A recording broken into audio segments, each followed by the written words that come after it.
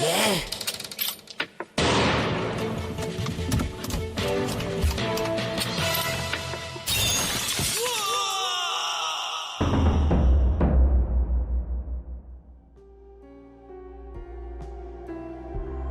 গপ্পলেনে আজকে আপনারা শুনবেন উজ্জ্বল কুমার দাসের লেখা পেতনির নাচ জামাই। বুড়ি পেতনির চরিত্রে তমালিকা ডাকুয়া, বুড়ি পেতনির নাতনি মধুপর্ণা, উমদভূত সৌরভ, ঘটক ভূত ও রাজীব অসিত। গল্প পাঠে এবং অন্যান্য চরিত্রে আমি অঙ্কনশ্রী হালদার, প্রচ্ছদ অলঙ্করণ মিতা ডাকুয়া, সাউন্ড ডিজাইনিং অসিত নস্কর। শুরু হচ্ছে আজকের গল্প উজ্জ্বল কুমার দাসের লেখা পেতনির নাচ জামাই। এক গাব গাছে এক বুড়ি পেতনি ও তার নাতনি বসবাস করত। বুড়ি পেতনি ভাবল নাতনির বিয়ে দিতে হবে। বুড়ি পেতনি একজন ঘটক ভূতকে বলল, ভাই, একটা ভালো ভূত জোগাড় করে দাও না, আমার নাতনির বিয়ে দেব। ঘটক ভূত বলল, আচ্ছা, দেখি চেষ্টা করে। আমার সন্ধানে অনেক ভালো ভালো ভূত পাত্র আছে। উমদভূত, জামদা ভূত, কত এক একটা ভূতকে এক একদিন তোমার কাছে ধরে নিয়ে আসবো। তোমার নাতনি যাকে পছন্দ করবে তার সঙ্গেই বিয়ে দিয়ে দেবে। ঘটক ভূত পেতনি বুড়িকে এই কথা বলে বিদায় নিল।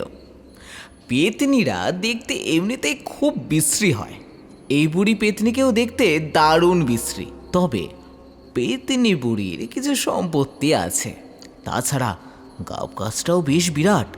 যে নাতনিকে বিয়ে করবে ভবিষ্যতে সে গাব গাছটাও পাবে।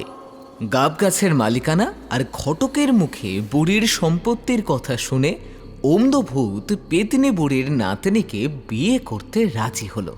কারণ উমদভূতের কোনো আস্তানা ছিল না বলে সে রাস্তাঘাটে ফ্যাফ্যা করে ঘুরে বেড়াতো।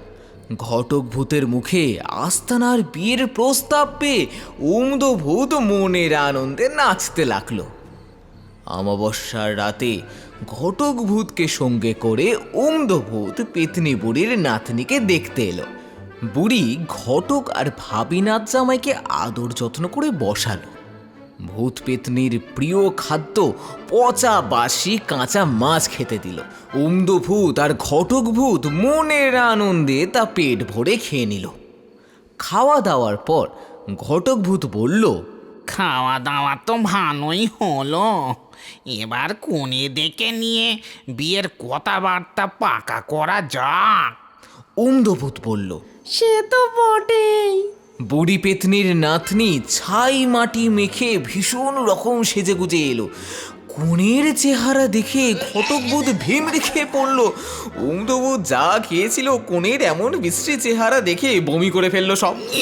উমদভূতের এরকম অবস্থা দেখে বুড়ি পেতনি জিজ্ঞেস করলো, কি হয়েছে বাবা? উমদভূত বলল, কিছু না, কিছু না, মাথা ঘুরছিল তাই। হাওয়া একটু ঘুরে এলেই সব ঠিক হয়ে যাবে। আমি আমি যাই, হ্যাঁ, আমি আসছি, এক্ষুনি চলে আসো, আমি আসছি। উমদভূত ঘুরে আসার নাম করে বাইরে এসে সেই যে ছুট লাগালো, সে আর ফিরল না। বুড়ি পেতনি আর নাতনি জল ছিটিয়ে দিয়ে ঘটকভূতের জ্ঞান ফিরিয়ে আনলো। জ্ঞান ফিরে পেয়ে ঘটক বলল, উমদভূত বাবাজি কোথায়? বুড়ি পেতনি বলল, তার মাথা ঘুরে গিয়েছিল, তাই সে একটু হাওয়া খেতে বাইরে গেছে। ঘটকভূত আসল রহস্যটা বুঝতে পারলো, সে আর কথা বাড়ালো না। বুড়ি পেতনি জিজ্ঞেস করলো, ভাবি নাচ জামাইয়ের হঠাৎ করে মাথা ঘুরলো কেন? ঘটক বলল, আপনার নাতনির সুন্দর চেহারা দেখেই বোধ হয়। যাই, উমদভূতকে ডেকে নিয়ে এসে বিয়ের ব্যবস্থাটা পাকাপাকি করে ফেলি। যাই, আসছি, আবার আসবো। হ্যাঁ। উমদভূতকে ডাকার অজুহাতে ঘটকভূতও সেখান থেকে মানে সরে পড়ল, আর গাব গাছের কাছাকাছি এলো না। ঘটকভূত আর উমদভূতের মুখে বুড়ি পেতনির নাতনির রূপের কথা শুনে কোনো ভূতই আর বুড়ি পেতনির নাতনিকে বিয়ে করতে রাজি হলো না। এদিকে বুড়ির নাতনিরও বিয়ে করার ভীষণ শখ। মহা সমস্যা, কিছুতেই আর পাত্র পাওয়া যাচ্ছে না। যদিও দুটো একটা ভূত মাঝে মাঝে এ পথ দিয়ে চলাচল করত, তারাও বুড়ি পেতনির নাতনির ভয়ে এখন আর এ পথে আসে না। বুড়ি পেতনি এখন কি করে? নাতনির বিয়ে দেওয়াটা দরকার। এদিকে বুড়ির বয়সও হচ্ছে, কখন বুড়ি হুট করে মরে যাবে কে জানে। এদিকে নাতনিটার একটা হিল্লে করতে না পারলে বুড়ি মরেও যে সুখ পাবে না। এদিকে নাতনি এক ভীষণ পণ করলো, তার নাকি 2 মাসের মধ্যেই বিয়ে না হলে সে আত্মহত্যা করবে। বুড়ি পেতনি পড়ল মহা চিন্তায়। বুড়ি নাতনিকে বলল, আমি তো চেষ্টার কোনো ত্রুটি করছি না, কিন্তু কোনো ভূত পাত্রই যে বিয়ে করতে রাজি হচ্ছে না। বুড়ি পেতনির নাতনি মুখ বেঁকিয়ে বলল, ভূত ছাড়া কি এ জগতে আর কোনো পাত্র নেই? আমাকে মানুষ পাত্রের সঙ্গেই বিয়ে দাও, আমি ওই ভূতের বিয়েই করব না। বুড়ি পেতনি বলল, গাব গাছের পেতনির নাচ জামাই হওয়ার জন্য মানুষের বইয়েই গেছে। কটক ভূতকে আরো বেশি লোভ দেখিয়ে উমদ ভূতটাকে যদি কোনো রকমে বাগিয়ে দেওয়া যায় তাহলেই নিশ্চিন্ত। একবার বিয়ে হয়ে গেলে সব ঠিক হয়ে যাবে।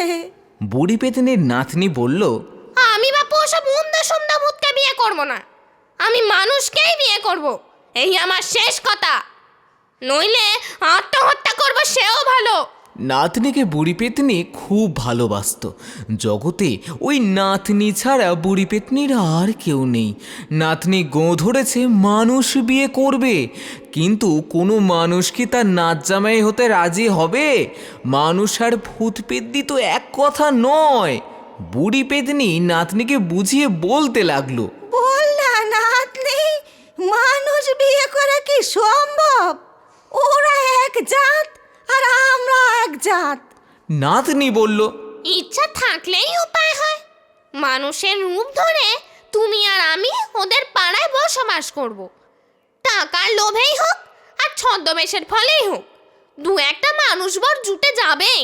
বুড়ি পেতনি বলল, সব কথাই বুঝলুম, মানুষের রূপ ধরে ওদের পাড়ায় বসবাস করে তোর না হয় একটা বিয়ের ব্যবস্থা করা গেল, কিন্তু বাবু আমি তো আর মানুষের খাবার খেয়ে বাঁচতে পারবো না। তা কেন? লুকিয়ে লুকিয়ে তুমিও আমি আমাদের খাবারই খাবো। যদি ধরা পড়ে যায়? আগে বিয়েটা তো হয়ে যাক। নাতনিকে সুখী করবার জন্য বুড়ি পেতনি আর নাতনি মানুষের রূপ ধরে আদল গাঁয়ের চাষিপাড়ায় এসে উপস্থিত হলো। চাষিরা সরল লোক, বুড়ি পেতনি আর নাতনিকে মানুষ বলেই তারা মনে করলো। পেতনিদের পক্ষে টাকা পয়সার জোগাড় করা অসম্ভব নয়। বুড়ি পেতনি গ্রামের প্রান্তে টাকার বিনিময়ে পেয়ে গেল একটি কুঁড়ে ঘর। বুড়ি পেতনি আর তার নাতনি সেই কুঁড়ে ঘরে মনের সুখে মানুষ সেজে বসবাস করতে লাগলো আর নাত জামাই খুঁজতে লাগলো। সেই গ্রামে রাজীব বলে এক চাষি ছিল। তার কোনো আত্মীয় স্বজন ছিল না। ছেলেবেলাতেই তার বাবা মা মারা যায়।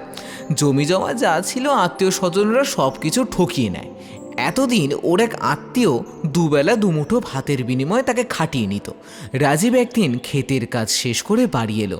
খিদের জ্বালায় তখন তার পেট জ্বলছিল। সে বলল, আজ আর কিছু পারবো না। বাড়ির কর্তা বলল, বেরিয়ে যাও, তবে আমার বাড়িতে আর তোমার কোনো খাওয়া জুটবে না। যাও, বেরিয়ে যাও। রাজীব আর কি করে, সেখান থেকে বেরিয়ে গিয়ে নিজের বাড়ির দাওয়াতে মন মরা হয়ে বসে রইল। পাশের বাড়িতেই বুড়ি পেতনি আর নাতনির আস্তানা।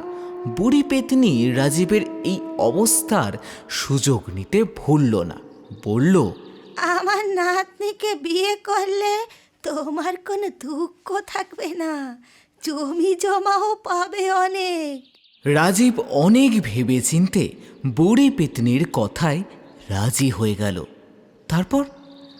তারপর একদিন শুভ দিন দেখে বুড়ি পেতনির নাতনির সঙ্গে রাজীবের বিয়ে হয়ে গেল।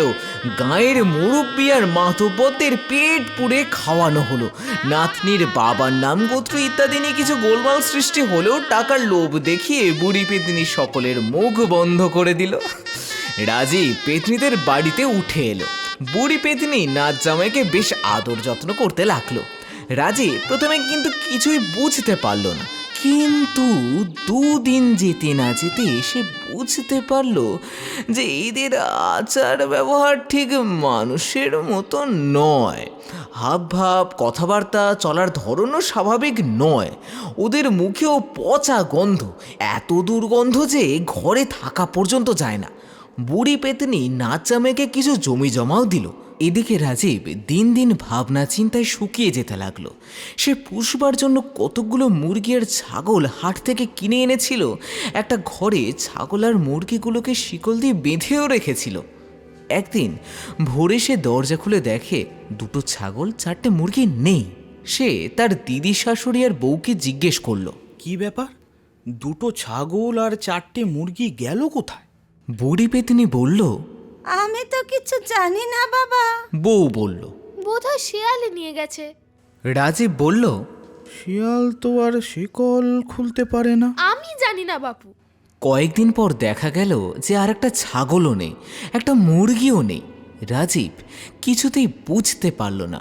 আর একদিন রাজীব হাট থেকে অনেক মাছ আনলো। পেতনি বউ বলল, আমি আজ এত রাতে মাছ রাঁধতে পারবো না, কাল সকালে যা হয় করা যাবে। পরের দিন ভোরে দেখা গেল কাঁচা মাছও একটাও নেই। বুড়ি পেতনি আর নাতনির মুখে কাঁচা মাছের গন্ধ।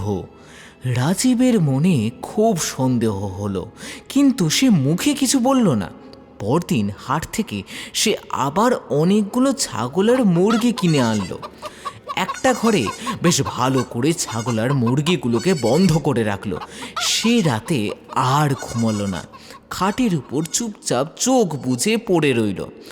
মাঝরাতে সে শুনতে পেল দিদি শাশুড়ি বাইরে থেকে বউকে ডাকছে।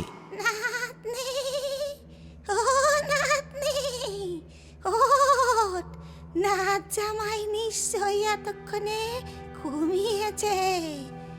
এবার উঠে আয়, আমার ভীষণ খিদে পেয়েছে, আর তো সহ্য হচ্ছে না। যাচ্ছি যাচ্ছি।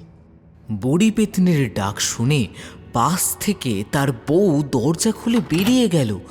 একটু পরেই ছাগল আর মুরগির ডাক আর বুড়ি পেতনি ও তার নাতনের অট্টহাসি শোনা গেল। রাজীব বিছানা থেকে উঠে ধীর পায়ে এগিয়ে গিয়ে ছাগল আর মুরগির ঘরের দিকে তাকিয়ে ভীষণ ভয় পেয়ে গেল। বুড়ি পেতনি আর তার নাতনি তাদের আসল পেতনি রূপ ধারণ করে এক একটা ছাগল আর মুরগি ধরে তার রক্ত চুষে খাচ্ছে। সে কি ভীষণ চেহারা! সে চেহারা দেখলে অনেক সাহসী বীরও ভয় পেয়ে যাবে। বুড়ি পেতনি আর তার নাতনি যখন ছাগল আর মুরগি রক্ত খেতে খুব ব্যস্ত, রাজীব সেই অবস্থায় বাইরে থেকে দরজায় খিল বন্ধ করে দিয়ে চিৎকার করে ডাকতে লাগলো, কে কোথায় আছো? বাঁচাও, আমি পেতনির পাল্লায় পড়েছি, বাঁচাও, বাঁচাও, আটকে দিয়েছে।